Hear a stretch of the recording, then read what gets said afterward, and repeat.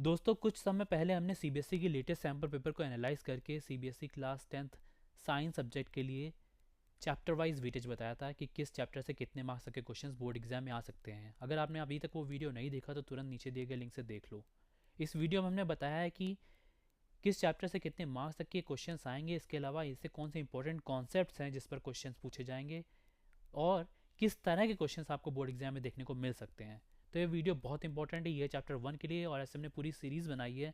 बाकी बचे गए वीडियो आप डिस्क्रिप्शन में दिए गए लिंक से देख सकते हो। तो अगर हम चैप्टर 1 की बात करें तो 6 मार्क्स तक के क्वेश्चंस आपको बोर्ड एग्जाम में देखने को मिल सकते हैं, जिसमें 3 एमसीक्यू एक एक मार्क्स के, एक एजर्शन रीजन और एक very short answer type questions 2 marks का देखने को मिल सकता है। अब अगर इंपॉर्टेंट कॉन्सेप्ट्स की बात करें तो बैलेंस करना बहुत इंपॉर्टेंट है इस चैप्टर में। तो इससे क्वेश्चंस आने की संभावना पूरी रहती है हमेशा, इस बार भी है। इसके अलावा टाइप्स ऑफ केमिकल रिएक्शंस की बात करें तो कॉम्बिनेशन रिएक्शन, डिकम्पोजिशन रिएक्शन जो भी आपके एनसीईआरटी में दिए गए हैं वो सारे बोर्ड एग्जाम के लिए बहुत इंपॉर्टेंट है।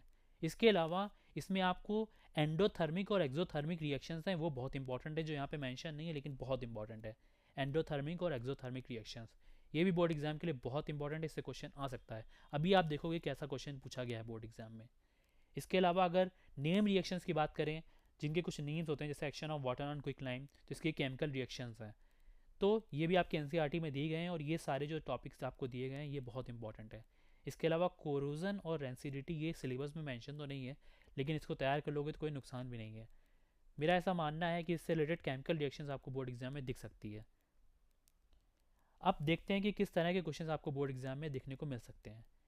तो ये देखो एमसीक्यू में बैलेंस करने वाला जो क्वेश्चन है वो सैम्पल पेपर में आया हुआ है।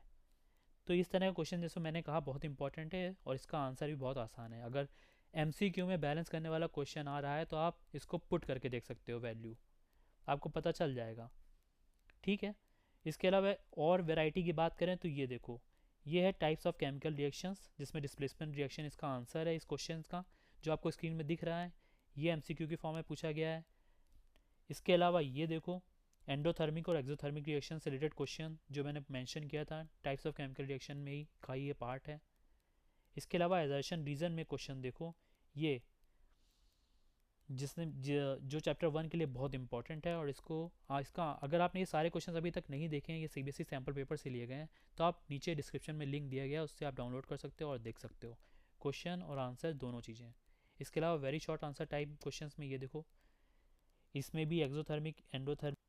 दोस्तों कुछ समय पहले हमने सीबीएसई की लेटेस्ट सैम्पल पेपर को एनालाइज करके CBSE class 10th science subject के लिए चैप्टर वाइज वेटेज बताया था कि किस चैप्टर से कितने मार्क्स तक के क्वेश्चंस बोर्ड एग्जाम में आ सकते हैं। अगर आपने अभी तक वो वीडियो नहीं देखा तो तुरंत नीचे दिए गए लिंक से देख लो।